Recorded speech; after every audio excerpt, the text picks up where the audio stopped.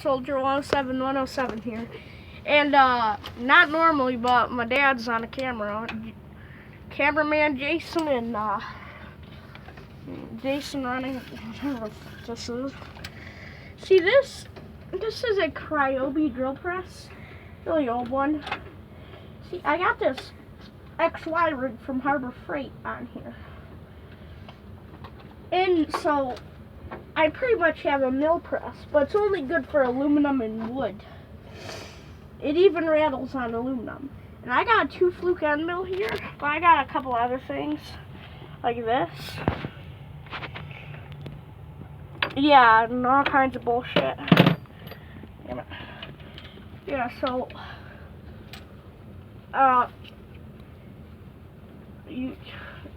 I'm gonna start up for you here, and yeah.